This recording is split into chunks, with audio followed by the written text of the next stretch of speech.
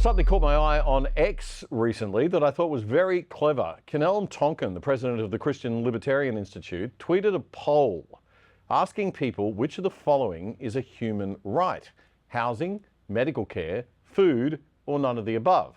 So housing, medical care, food, or none of the above. Interesting food for thought. Before we show you the results, I've invited Kenelm Tonkin onto the show to tell us why he decided to run this poll and what it all means. Kenelm, thanks very much for joining us. Good to have you here. Hey, it's a pleasure to be here. Pleasure. Tell us a little bit about why you decided to ask that question. It's a bit of a provocative question in and of itself, isn't it?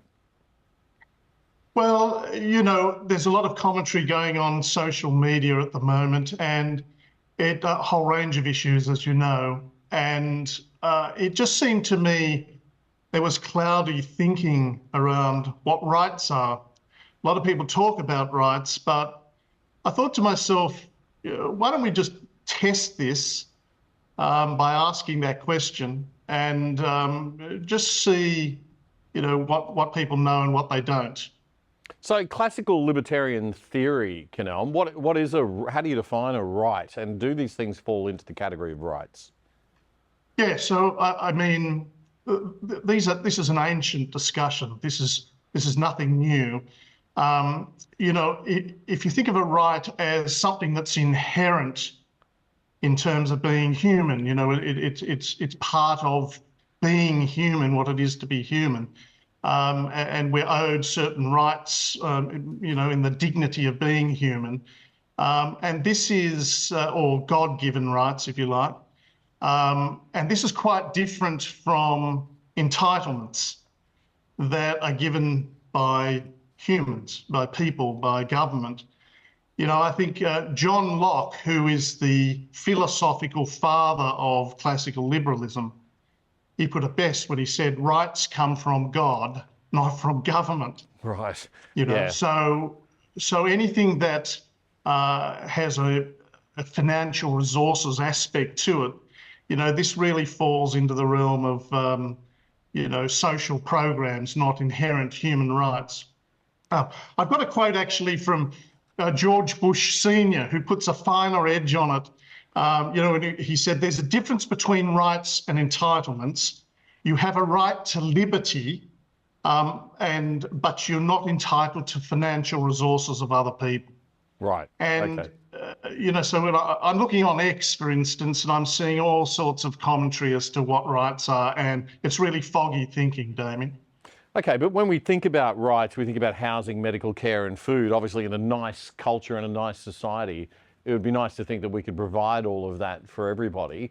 And that's usually where socialism starts. It starts with these sorts of basic things that we all would kind of agree should be relatively available.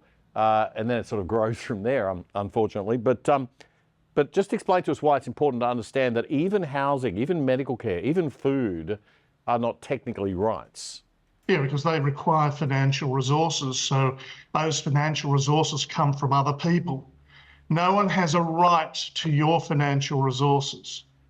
It's nice if you can get it, according to socialists, but it's a slippery slope. You know, what is one person's food today can become, you know, luxury mansions, you know, by a dictator in another country. We don't want that. We want sharp thinking that goes to our inherent rights that don't cost money, but they are owed to us by the dignity of being human. They're God endowed, if I can put it that way, in the John Locke manner. Let's have a look at how the results went on the... Lots of foggy thinking, and of course the way the poll is designed is really to test that.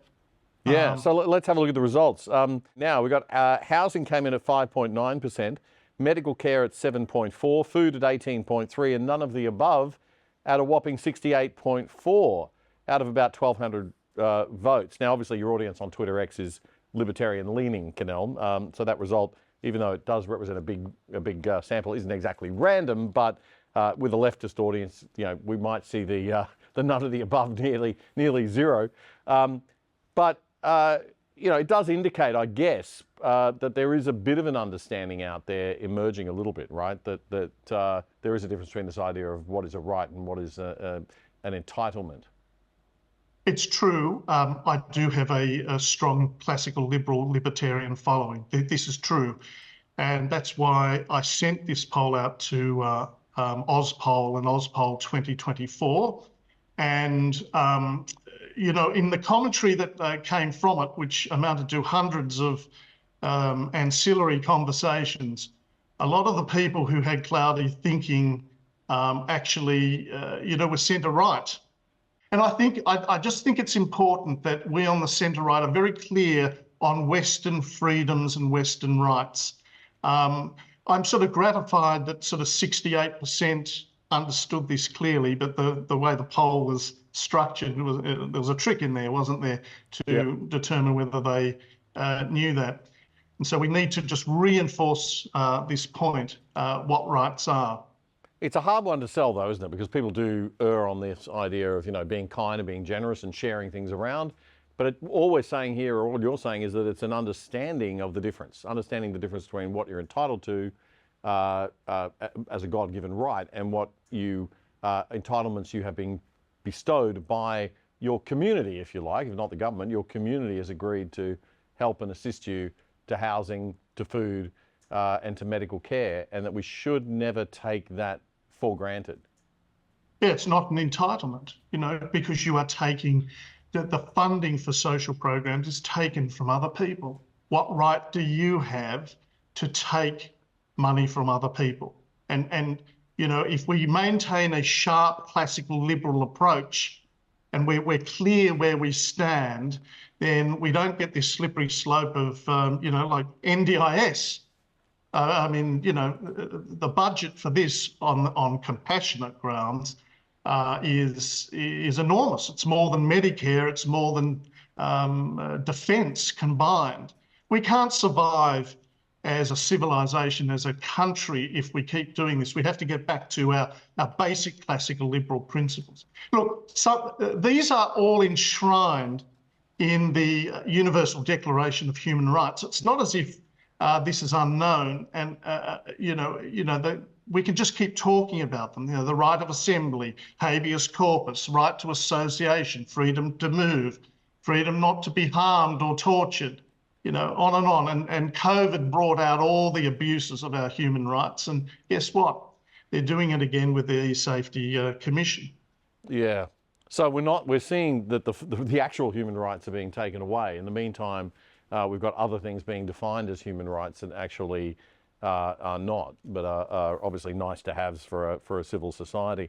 Canel, interestingly, you did this in America just to show the difference between the mindsets. We had a colleague do it in America as well, and it was 92% that said none of the above. So a much higher figure, which I suppose illustrates that deeper understanding in the United States of liberty. They're 100% clear.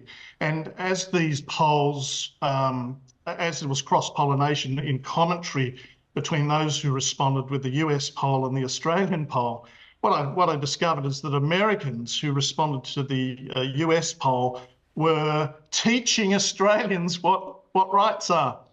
I mean, it's extraordinary. When you think about how far Australia has drifted in this regard, one of the key authors of the Universal Declaration of Human Rights was H.V. Evatt, the Labor man in the Menzies period.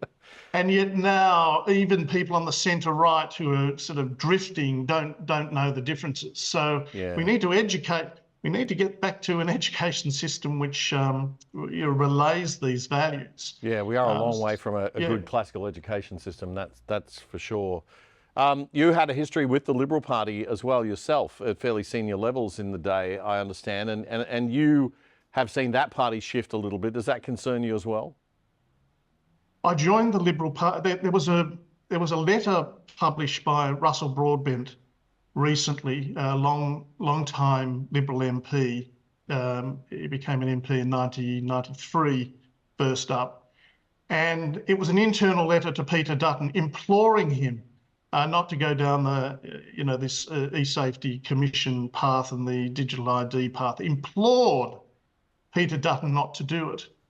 And in standing up for those old-fashioned classical liberal values, 5 months later he lost his pre-selection. I joined at a time Russell Broadbent first came into the party, and these classical liberal values were the very essence and DNA of the Liberal Party. And I left the Liberal Party and joined the Libertarians because the Liberal Party no longer stands for those values. And the Libertarians clearly do. They clearly understand what Australia has lost with the Liberal Party. Yeah. All right. Kunal, thank you very much for taking the time to talk to us. Just one thing, Damian, yes, just ahead. before you go. Absolutely. In the time it's taken us to have this interview, Australian government debt has increased $228,000. Wow. Let that one sink into your readers. All right? Yeah. Yeah. Okay. Yeah. We are out of control on the debt. There's no question about that. It's getting more and more frightening as the days go by. Kunal Tonkin, thank you very much for joining us. Pleasure.